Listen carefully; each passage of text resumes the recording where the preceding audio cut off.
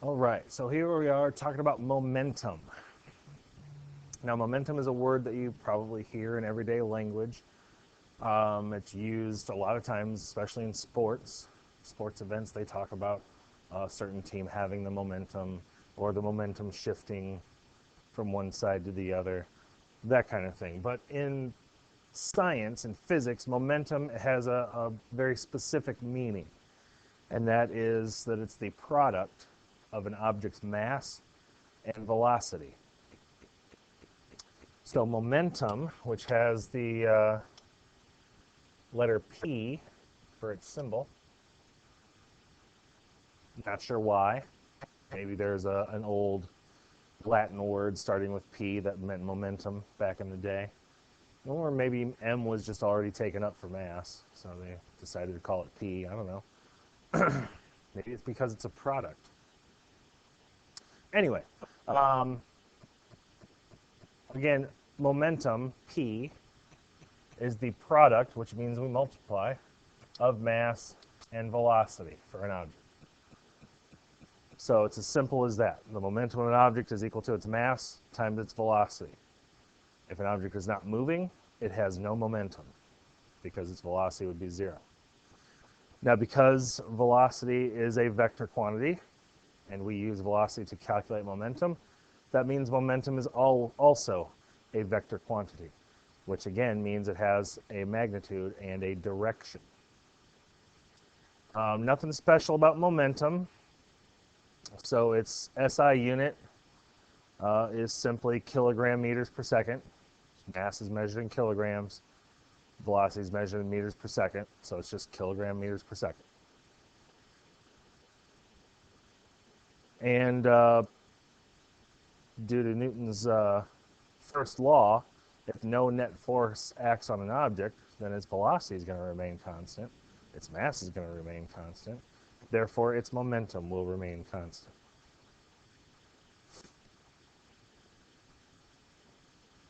Now,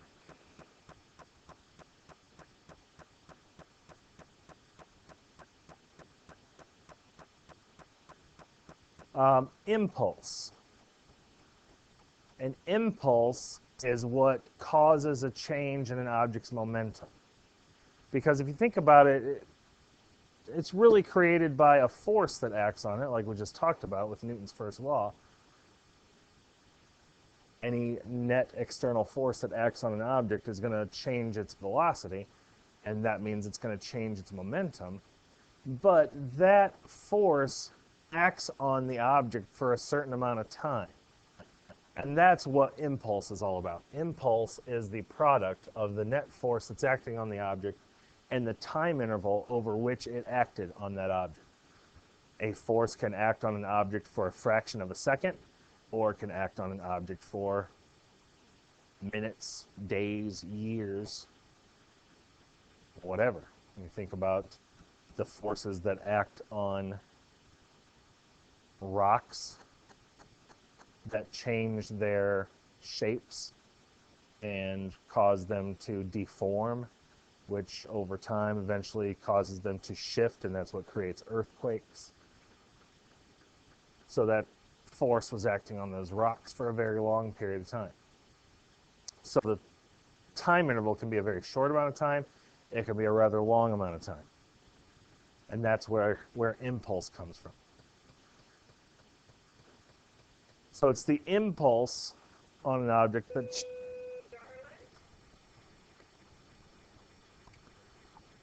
All right, so again, an impulse is what causes a change in momentum, or delta P. And since the mass of an object is not going to be the thing that changes when an impulse acts on it, it's the velocity that changes. So impulse, F times delta T, is equal to delta P, the change in momentum, and that is also equal to the mass times the change in velocity. This whole thing, and a lot of times what you'll see me do is put a big I out in front of here also. They really don't give impulse a symbol, so I've kind of given it a capital I.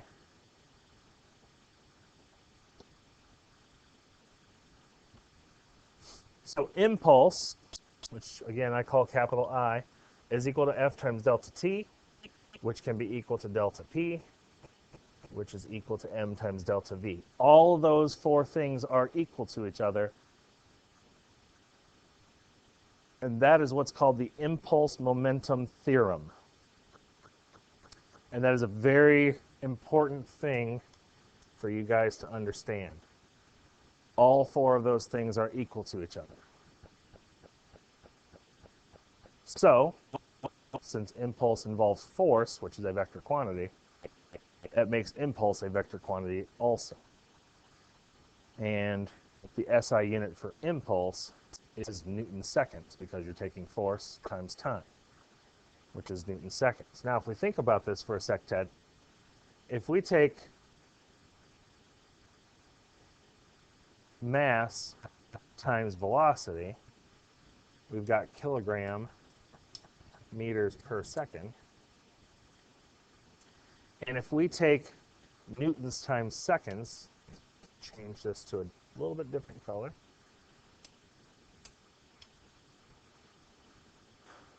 Newtons, once again, force is equal to mass times acceleration. So a newton is equal to a kilogram times a meter per second squared. So if we take force times time, we're taking kilogram meters per second squared, multiplying by seconds. The seconds cancels out the square on that. And look at what we got, kilogram meters per second. Same as change in momentum. So, kilogram meters per second, Newton seconds, same thing. That's why impulse equals change in momentum. It's measured in the same units when it gets right down to it. All right, let's take a look at a couple of examples. We'll start out with some simple momentum type problems. A baseball has a mass of 0.14 kilograms.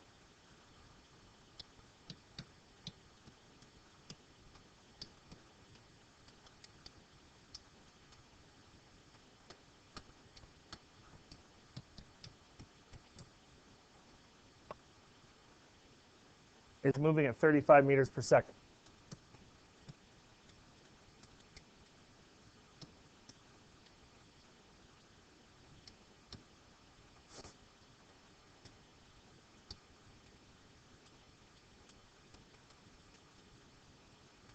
What is the baseball's momentum?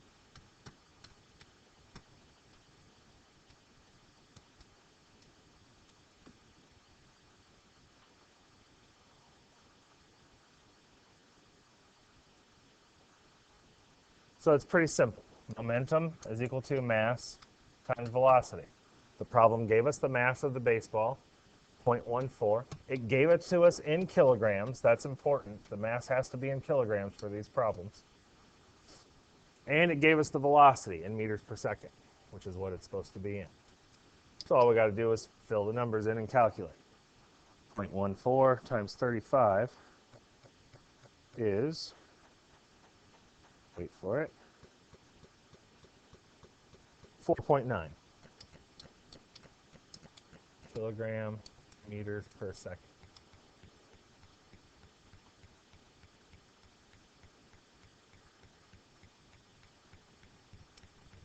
Letter B. What velocity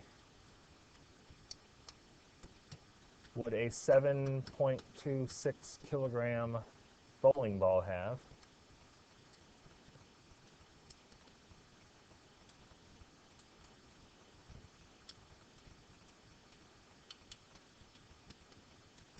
if its momentum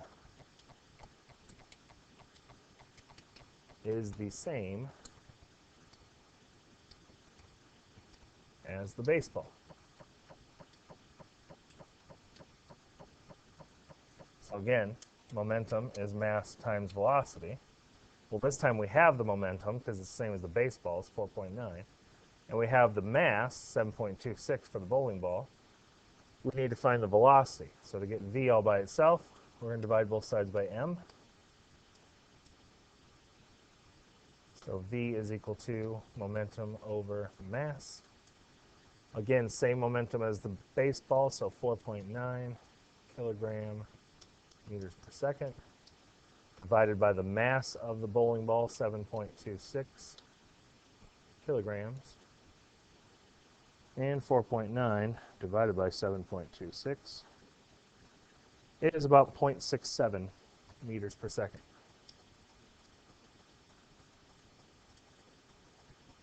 Okay. What this illustrates is that a large object, or I should say a small object, can have the same momentum as a large object, even though the mass is much smaller, if it's moving proportionately faster. The baseball's mass was only 0.14 kilograms, but its velocity was 35 meters per second. It has the same momentum as the bowling ball, which has a much larger mass. That bowling ball got a big old mass, but the bowling ball is moving at a much lower velocity.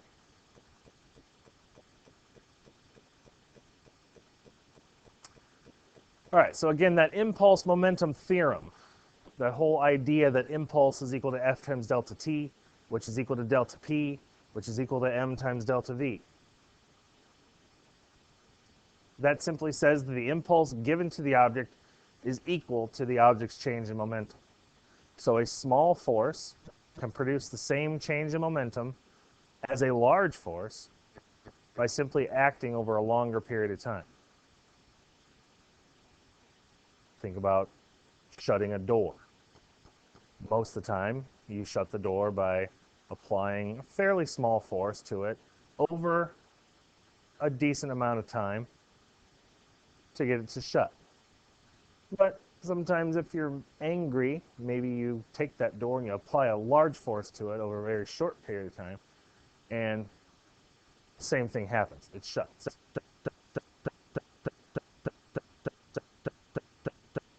You get it to go at the same speed by applying a larger force over a smaller period of time. So let's take a look at this idea of impulse and momentum. We once again have a 0.144 kilogram baseball.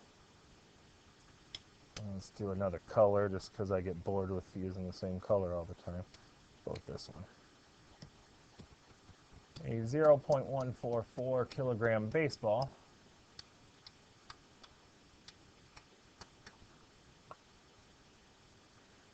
is pitched horizontally at 38 meters per second.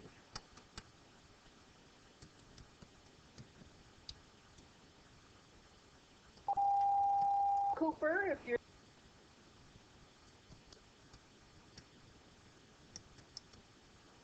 at 38 meters per second.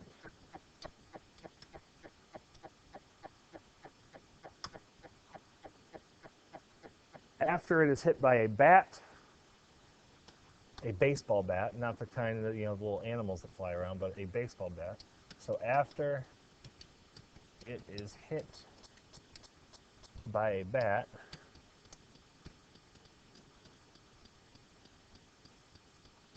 that baseball would destroy a little animal bat that flies around. You should look for the YouTube video of Randy Johnson hitting a bird with a pitched ball. It's pretty wild. Anyway, it's hit by a bat. It moves horizontally at negative 38 meters per second.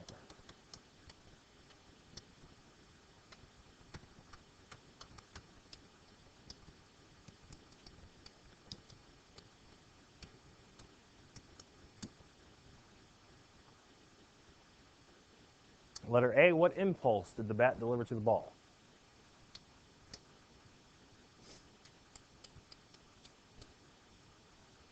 Okay, so we said that impulse is force times a time interval. This didn't give us either of those things, so how are we going to solve it?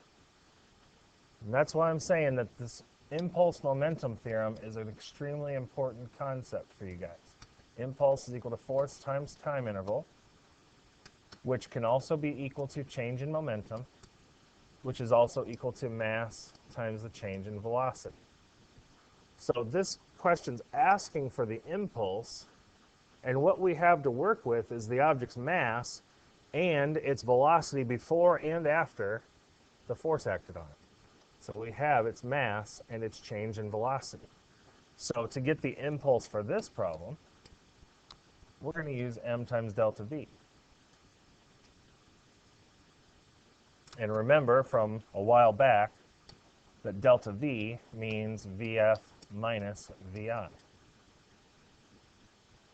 So if we fill numbers in, I is equal to mass, which is 0.144 kilograms, times vf, the final velocity is the negative 38 meters per second, because it's going back in the other direction, minus the initial velocity, which was positive 38 meters per second.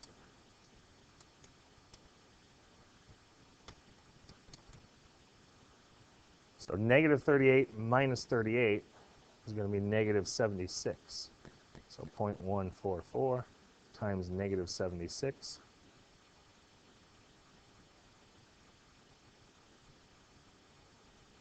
Just a minute, having difficulties with the old calculator. 0.144 times negative 76 would equal negative 10.9. Negative 10.9. And that's going to be, we used kilograms times meters per second to get it, so we'll go ahead and leave it in kilogram meters per second. Usually impulse is done in Newton seconds, but like I showed you before, Newton seconds, kilogram meters per second, it's all the same. So since we used kilograms and meters per second to calculate, that's the unit we'll leave it in, because again, it's all the same. Letter B, if the bat was in contact with the ball for 0.8 milliseconds, what was the average force the bat exerted on the ball?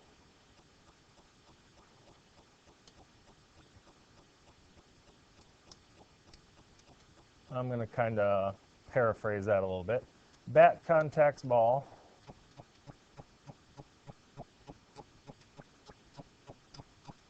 for 0.8 milliseconds. What force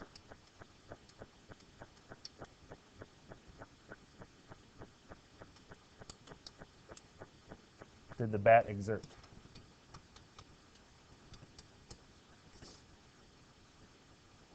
Okay.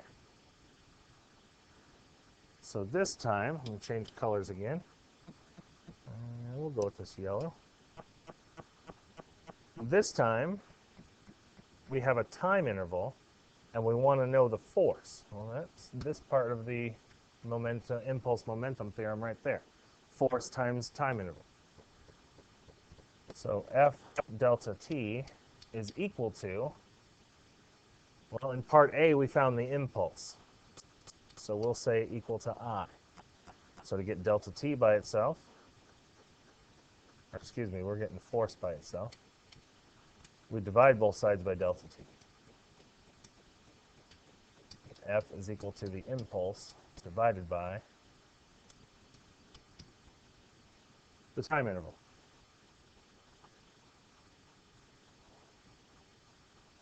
So our impulse was negative 10.9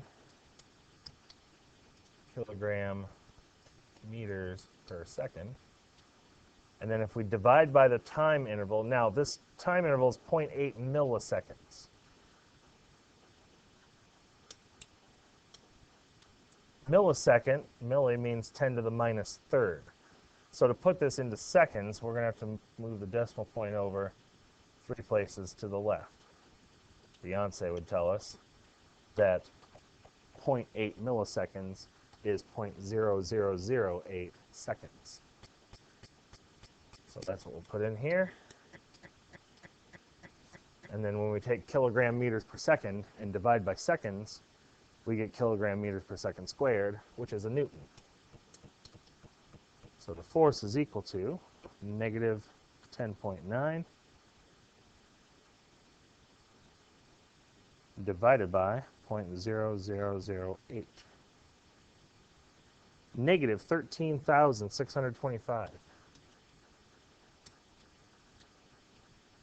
newtons. And the negative just shows that it's in the opposite direction that the ball was moving originally.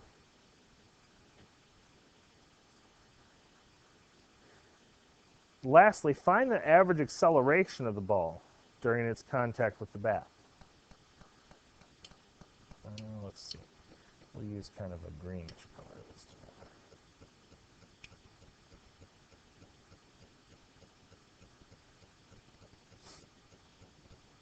We'll extend the page a little bit. Here we go. C says, once again, find the average acceleration.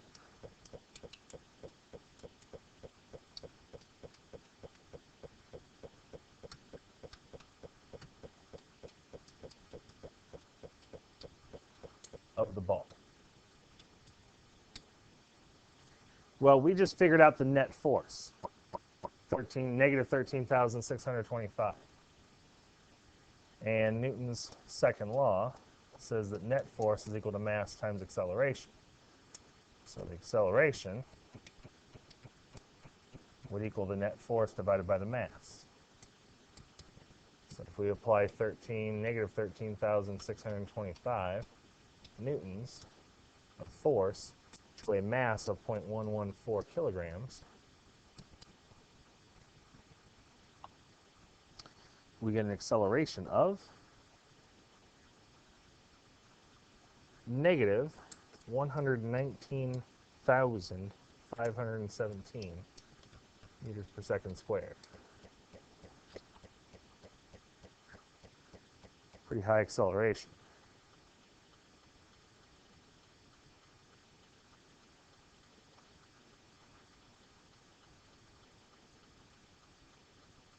Okay. Angular momentum, we'll go ahead and throw this in here real quick. Angular momentum talks more about things that are moving around in circular motion, which we haven't really talked about yet. But that's what it is. Angular momentum is the momentum of an object moving in circular motion, which can be changed by a torque. A torque is a force applied to the object at a distance from its axis of rotation.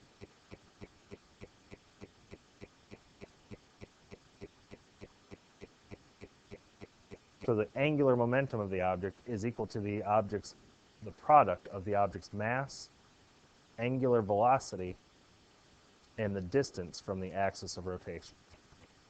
We're not really going to do anything with that, but go ahead and throw it in there anyway.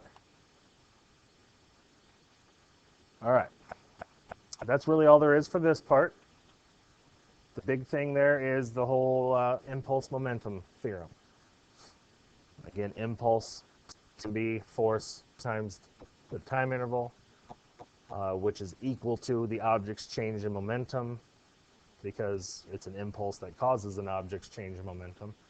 And that's equal to the object's mass times its change in velocity. All right.